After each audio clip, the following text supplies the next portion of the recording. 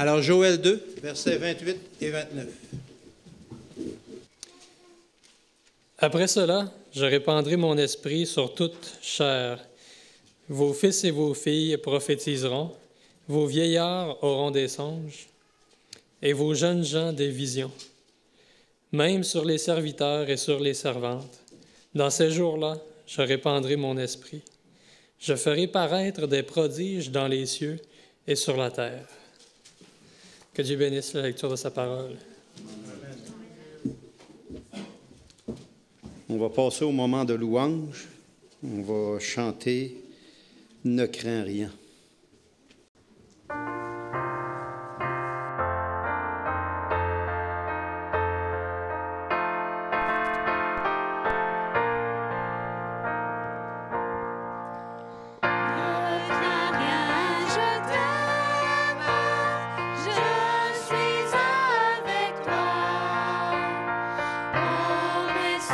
Suprême qui soutient ma foi.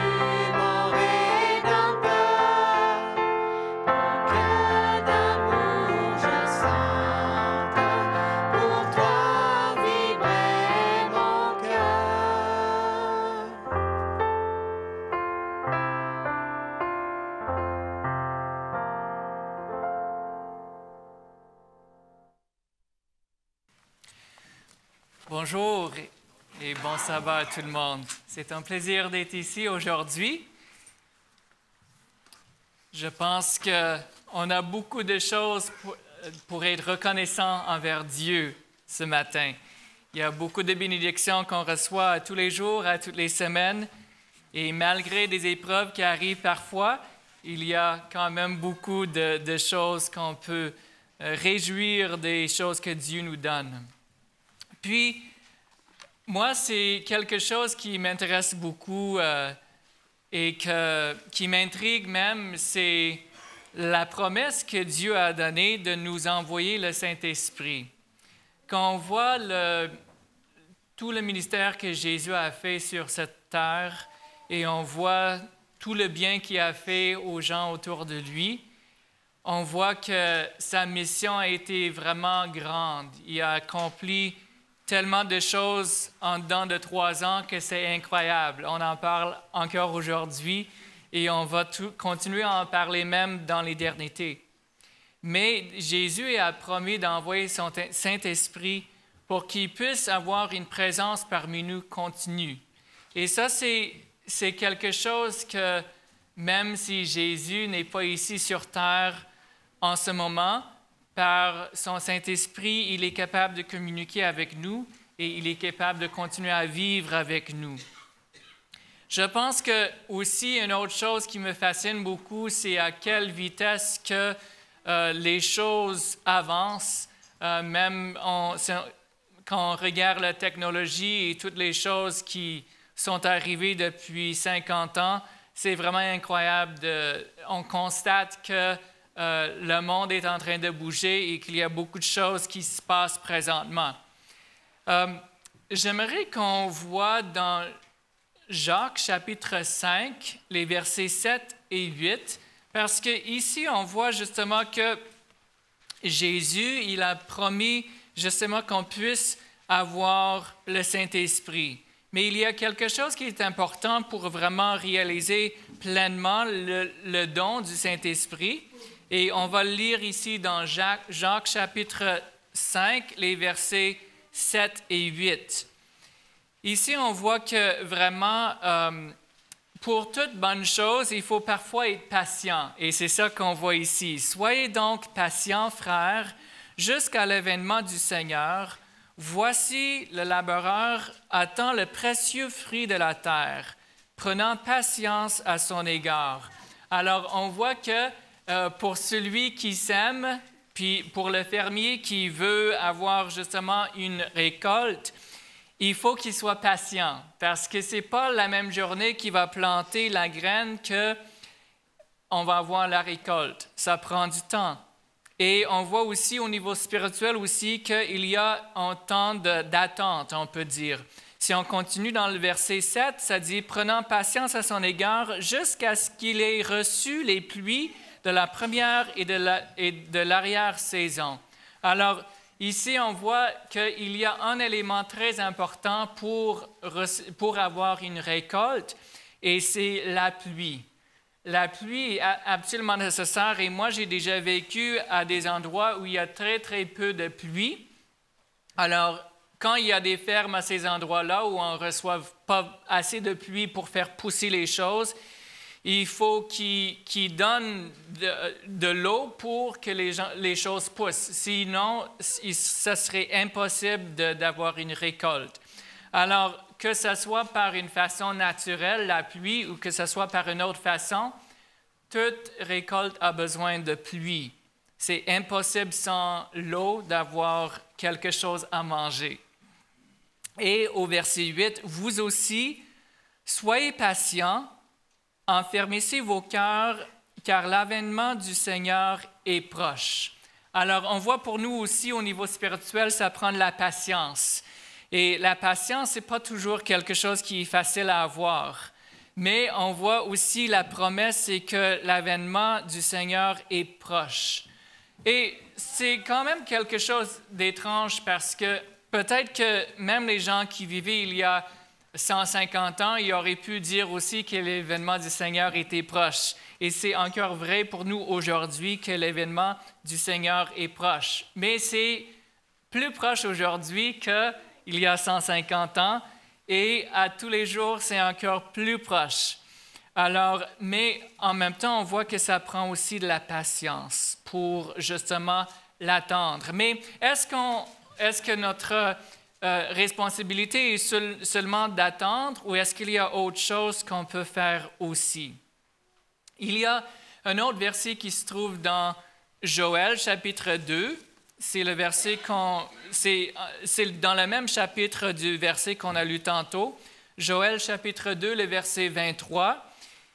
Il est écrit, « Et vous, enfants de Sion, soyez dans l'allégresse et réjouissez-vous en l'Éternel, votre Dieu, car il vous donnera la pluie en son temps, il vous enverra la pluie de la première et de l'arrière-saison, comme autrefois. » J'ai remarqué bien le mot « autrefois » comme « autrefois » parce qu'aujourd'hui, je pense qu'il y a beaucoup de choses qui commencent à changer dans notre climat. Est-ce que vous avez remarqué ça?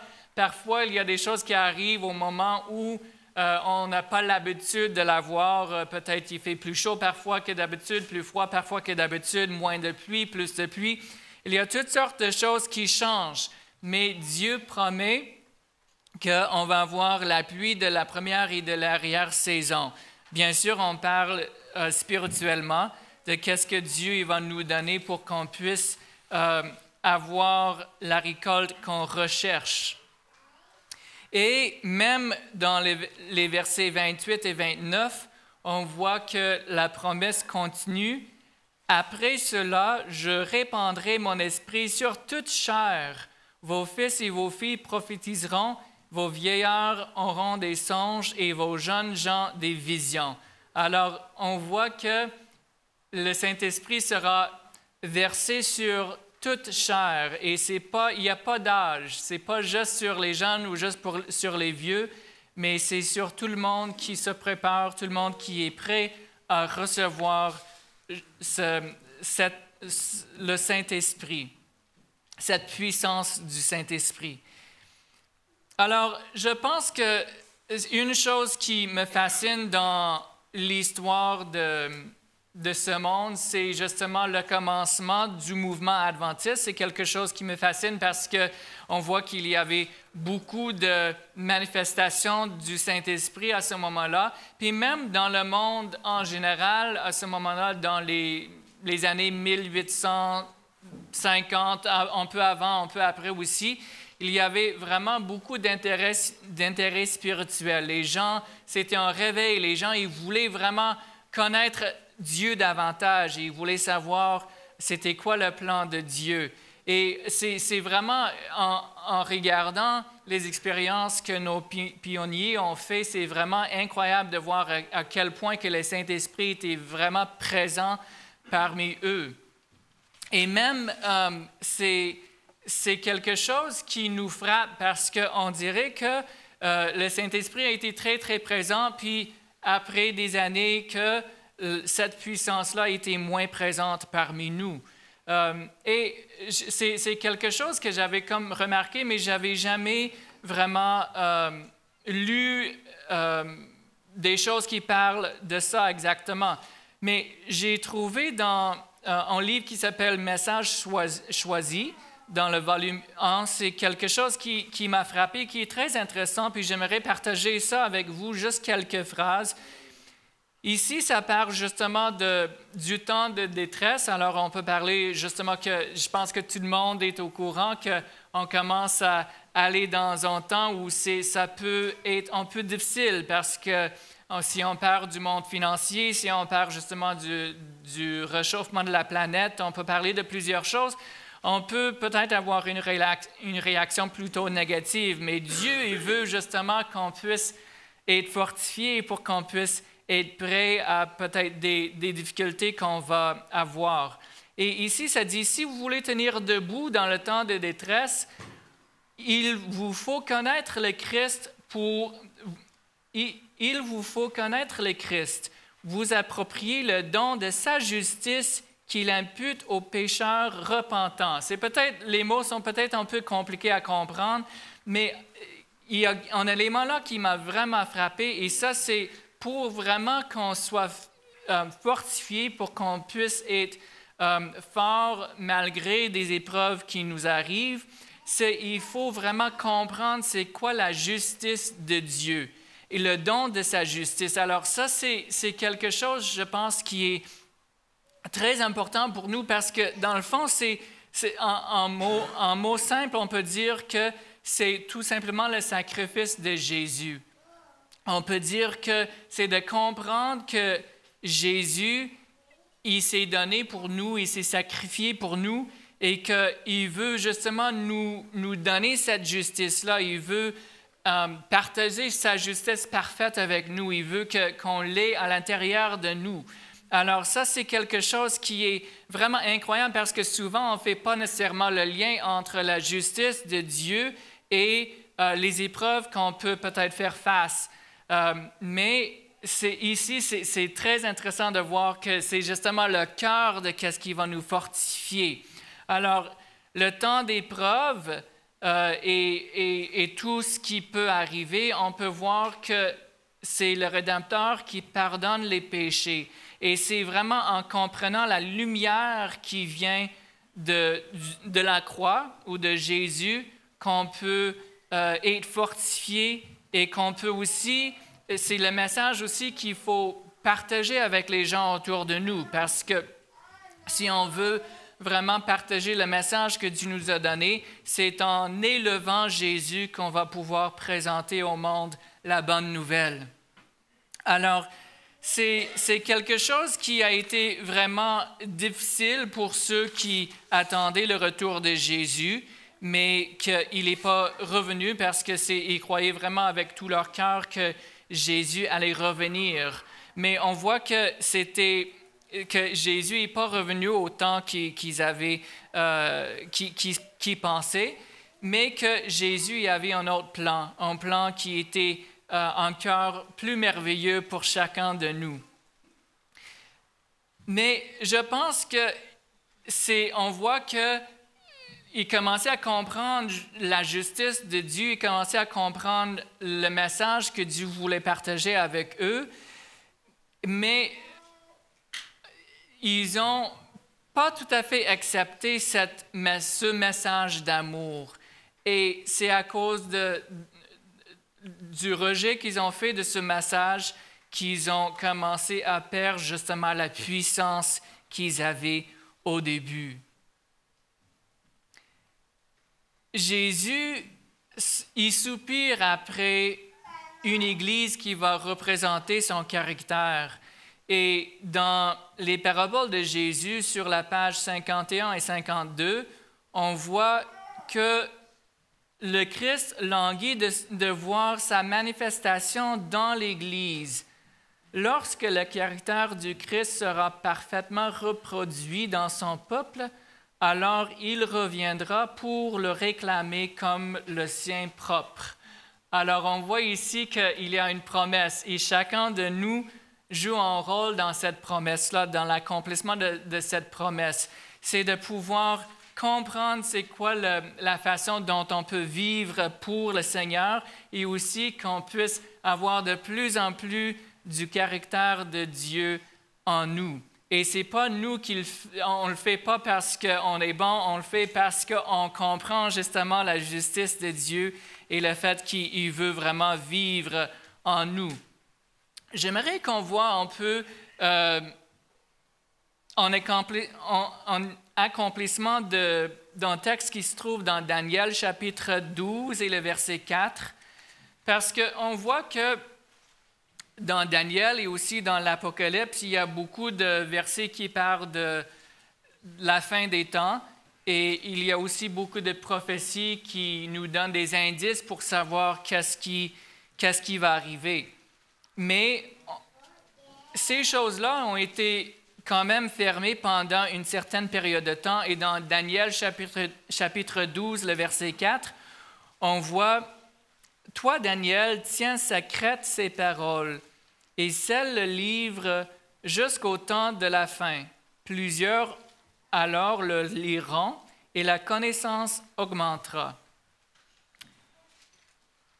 Quand on voit la technologie aujourd'hui, on voit qu'il y a beaucoup plus d'informations aujourd'hui qu'il y a qu'il y avait il y a même 50 ans. Puis j'aimerais partager avec vous quelques statistiques qui nous aident à comprendre justement que la connaissance a beaucoup augmenté. Une chose que peut-être que vous n'êtes pas au courant, mais aujourd'hui, il y a 3000 livres qui sortent à tous les jours. 3000 livres qui sont publiés à tous les jours. Alors, ça, c'est vraiment incroyable. Si nous, on aimerait lire même une petite partie de ces livres-là, on ne serait jamais capable de tout lire, tout ce qui est publié aujourd'hui. Dans les années 1800, il y avait...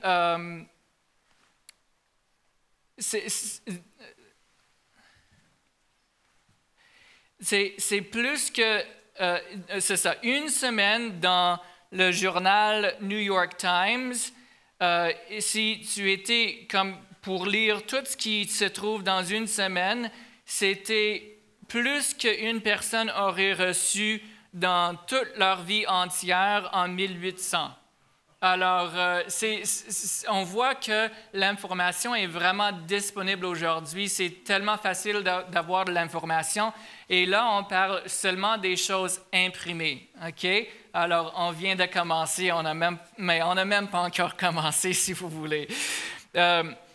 Si on parle, par exemple, des messages textes, le premier message texte a été envoyé en 1992. Ça, c'était le premier message texte. Et aujourd'hui, il y a plus de messages textes envoyés qu'il y a de population de cette terre à tous les jours. Alors, chaque jour, il y a plus de messages textes envoyés que la population du monde entier.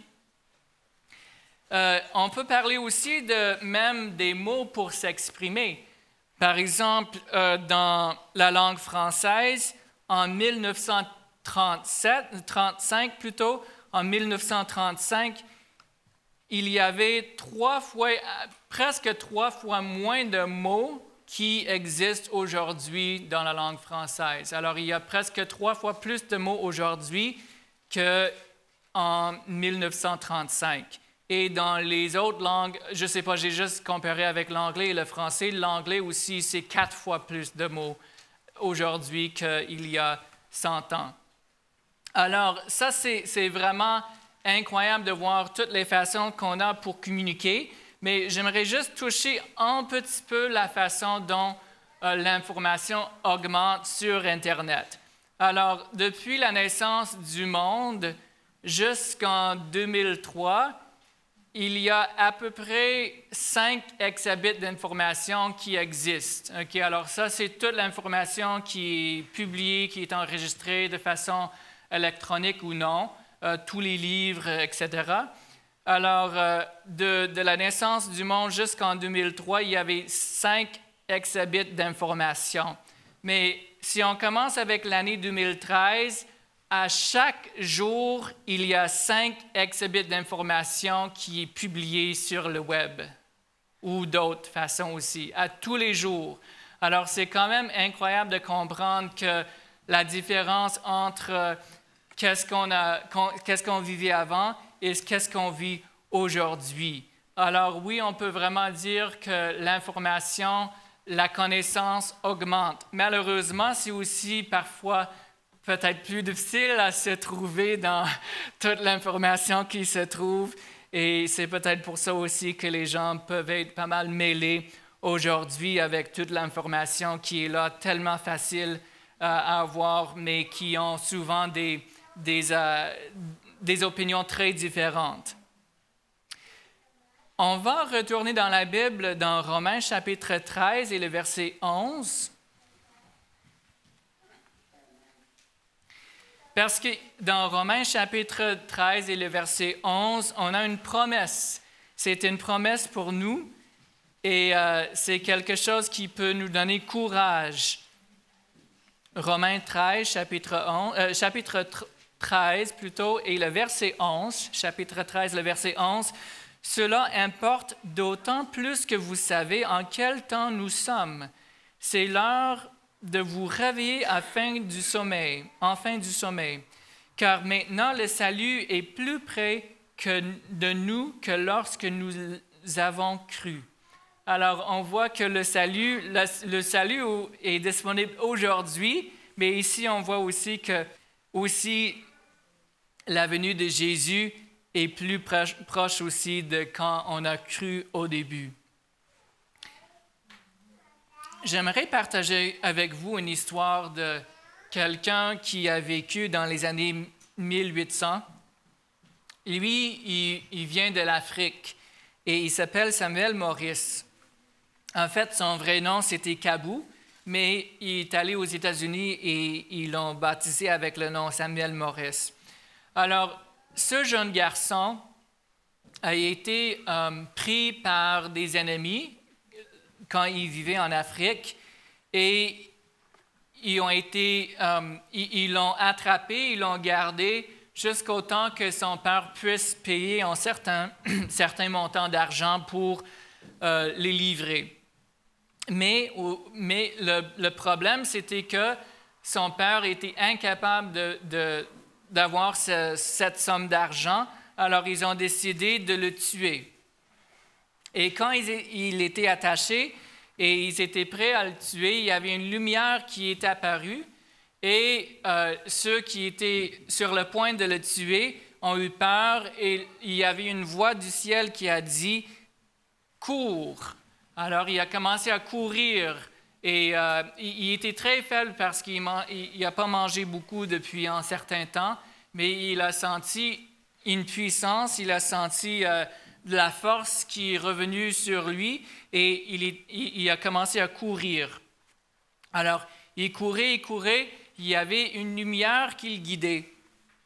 Alors, il suivit la lumière jusqu'au temps qu'il trouve une place où il y avait des gens qui vivaient et c'était des missionnaires qui vivaient en Afrique, qui l'ont accepté, qui l'ont donné à manger et du linge pour s'habiller et tout ce qu'il avait besoin. Et il a découvert Jésus à ce moment-là. Mais lui, il était très fasciné par le travail du Saint-Esprit. Et alors, il commençait à prier. Il commençait à prier Dieu pour qu'il puisse avoir le Saint-Esprit. Et Dieu a fait des choses vraiment miraculeuses avec lui. C'est toute une histoire de sa vie. Il a vécu seulement 5 ans après ça. Il est mort très, très jeune. Mais je vais juste vous raconter une histoire qui est arrivée à Samuel Morris. Parce que lui, il voulait aller aux États-Unis pour apprendre davantage sur le Saint-Esprit. Son désir, c'était de savoir tout ce qu'il pouvait savoir sur le Saint-Esprit, le travail que le Saint-Esprit voulait faire en lui et pour les autres aussi. Alors, mais il a embarqué sur un bateau, un navire pour justement traverser, pour aller aux États-Unis. Mais les gens, ils l'acceptaient vraiment pas. Ils avaient des préjugés. C'était le seul Africain qui était avec eux. Et même une fois, il y avait quelqu'un qui l'a quasiment tué pendant le voyage. Mais lui, au lieu de se choquer ou autre chose, il priait. Il continuait à prier. Et avant qu'ils arrivent aux États-Unis, tout le monde sur ce bateau-là ont accepté le Seigneur. Tout le monde a été converti, a arrêté de boire, il a arrêté de chicaner, a arrêté toutes les choses qu'il faisait avant, le désordre qu'il y avait, et tout le monde a accepté le Seigneur. Alors Samuel il arrive à l'université de Taylor et ils ont dit « Quelle chambre est-ce que tu aimerais avoir? » Il a dit « S'il y a une chambre que personne veut, tu peux me la donner. » Alors, ils lui ont donné une chambre que personne ne voulait et continuait à prier. Mais ce jeune-là, il était tellement inspiré par le Saint-Esprit, il allait un peu partout, il prêchait, il lui demandait souvent de partager. Mais c'était une vie complètement remplie du Saint-Esprit. Il y avait tellement de miracles qui sont arrivés à cause de lui et le travail que le Saint-Esprit a fait. Alors, dans le fond, lui, son but, c'était d'aller pour apprendre sur le Saint-Esprit, mais c'est tout le monde à l'université qui ont appris sur le Saint-Esprit grâce à lui. Alors, pour nous, ça nous démontre justement que le Saint-Esprit, il est capable de vraiment vivre en nous, même si on n'a peut-être pas toute la connaissance, même si on n'a pas toute la formation que d'autres ont, mais il peut quand même faire un travail extraordinaire en nous. Alors souvent dans la vie de Samuel Maurice, c'est ça qu'on voyait, c'est que lui, il était humble, il se laissait utiliser par le Seigneur et il prenait jamais la gloire pour lui-même. Il donnait toujours au Seigneur. Et je pense que c'est justement ça que Dieu a besoin de nous pour qu'il puisse aussi se servir de nous. Dans Luc chapitre 18 et le verset 8, on voit que ce verset décrit justement la situation actuelle de notre planète. Dans Luc chapitre 18, le verset 8, « Je vous le dis, il leur fera promptement justice, mais quand le Fils de l'homme viendra, trouvera-t-il la foi sur la terre? » Alors, c'est vrai qu'aujourd'hui, on dirait que c'est plus difficile à trouver la foi. Nous, on a été bénis parce qu'on a commencé à avoir des belles discussions avec notre voisin qui a justement la foi. Il ne fréquente pas d'assemblée, mais on a souvent des échanges avec lui très intéressants. On voit que oui, il y a des gens aujourd'hui qui ont encore la foi. Et ils ne sont pas tous nécessairement à l'Église non plus. Mais on peut quand même se demander pourquoi il y a si peu de foi. Alors, on va se demander, et c'est un signe justement qu'on est à la fin des temps. C'est un signe où les gens ils s'endorment. Mais la bonne nouvelle, c'est que le Saint-Esprit va tout changer cette situation-là. Et ça, c'est quelque chose que, pour moi, c'est tellement encourageant de voir que la puissance du Saint-Esprit va complètement changer son Église. Ça va complètement changer chacun de nous individuellement aussi.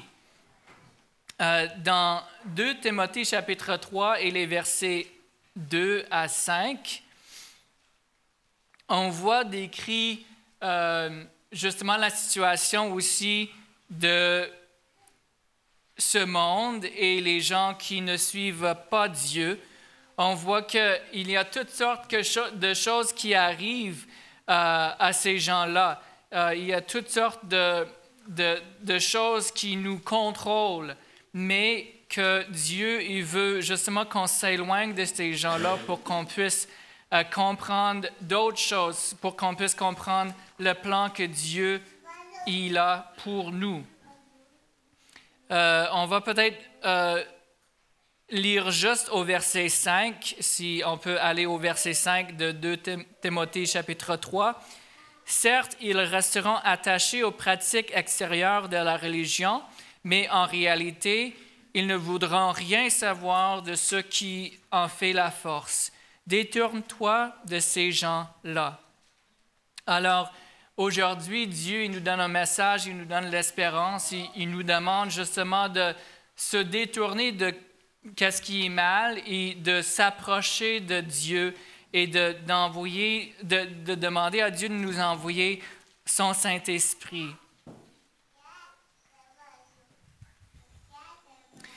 Alors, comment Dieu il va nous donner le Saint-Esprit et quel effet est-ce que le Saint-Esprit va avoir sur nous?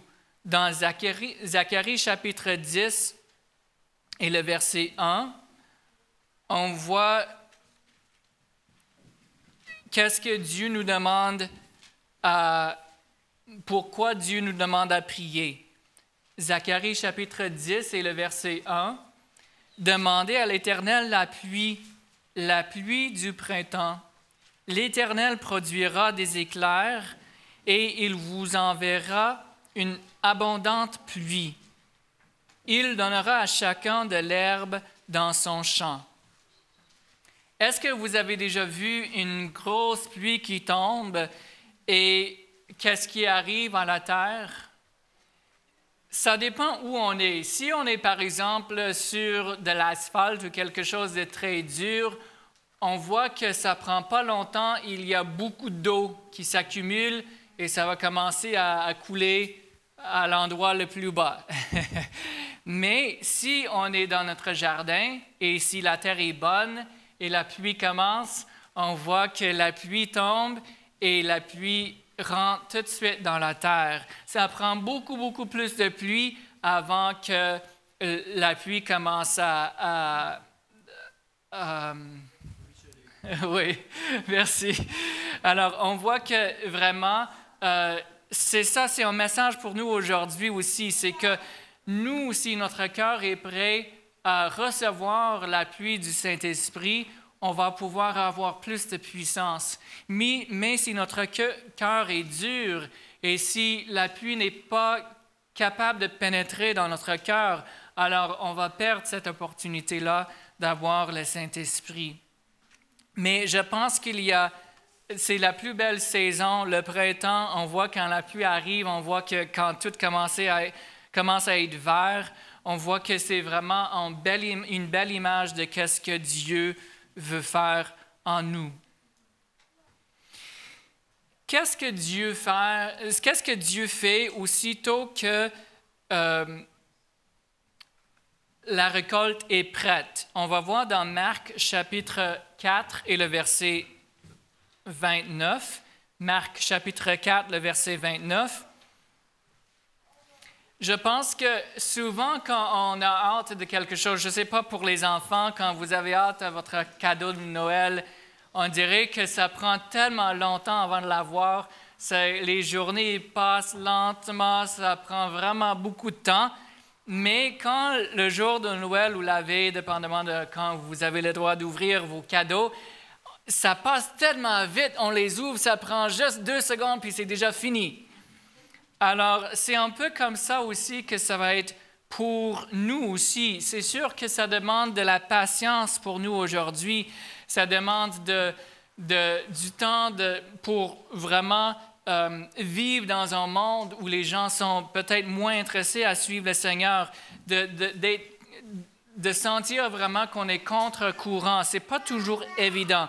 Mais dans Marc chapitre 4 et le verset 29, on voit « Et lorsque le grain est prêt à être cueilli, l'homme y porte aussitôt la faucille, car la moisson est prête. » Alors, c'est ça qui arrive. Ça prend du temps avant que le fruit soit prêt. Ça prend du temps avant qu'on puisse vraiment avoir la récolte. Mais aussitôt que c'est prêt, aussitôt que le caractère de Dieu est reproduit dans son peuple, il arrive tout de suite. Alors, c'est quelque chose que, oui, ça peut peut-être être difficile quand on attend, mais je pense que ça va être aussi comme le cadeau de Noël aussi, que oui, ça va demander de la persévérance, mais aussitôt on va voir que oui, Jésus est là, il revient nous chercher et ça va vraiment être une expérience incroyable. J'ai une dernière histoire à vous raconter avant de terminer. C'est un jeune garçon qui avait des glows. C'était peut-être pas des glows, mais c'était quelque chose de semblable à des glows. Alors, lui, c'était un jeune garçon quand même. Je n'ai pas son âge exact, mais probablement autour de 12 ans ou quelque chose comme ça. Il était tout seul, mais il partageait des glows avec des gens. Le problème, c'est que la pluie est arrivée et personne n'était là pour recevoir les glows. Il lui restait juste un seul dernier glow à donner. Alors, il s'est dit, étant donné qu'il n'y a pas personne autour de moi, je vais frapper à la porte là-bas, puis je vais essayer de donner le glow à la personne dans la maison.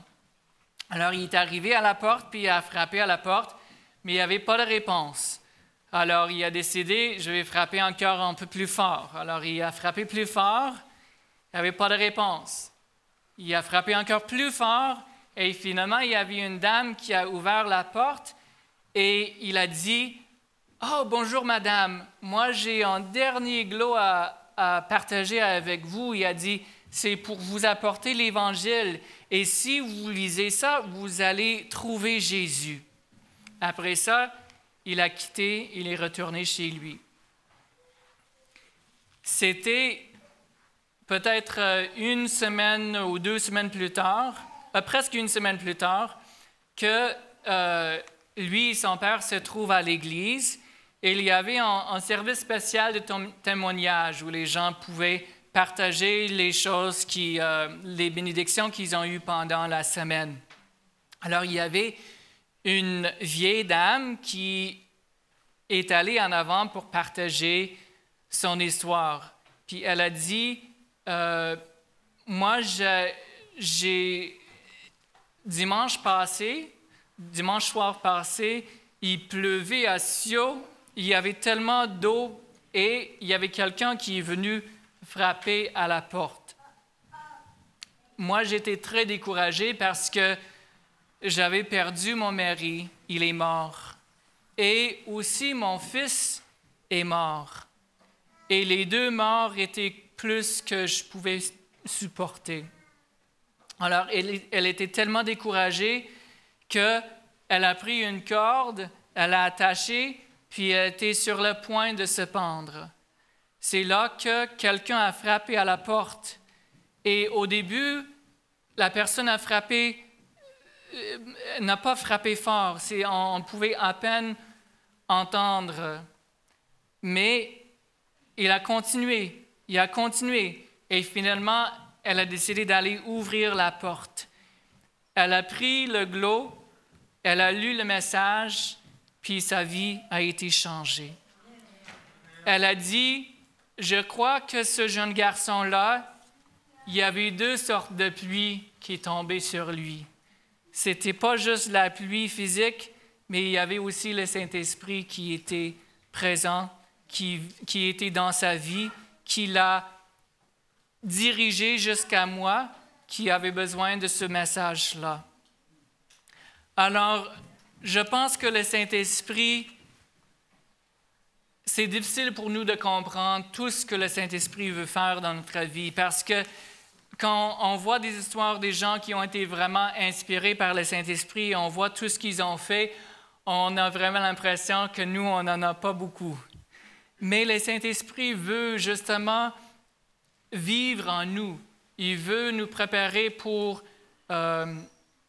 tous les événements qui vont arriver aussi, et il veut vraiment nous préparer pour qu'on puisse être prêts pour son retour. Alors, ma prière ce matin, c'est pour qu'on puisse comprendre davantage sur le Saint-Esprit, mais surtout qu'on puisse expérimenter le Saint-Esprit dans nos vies.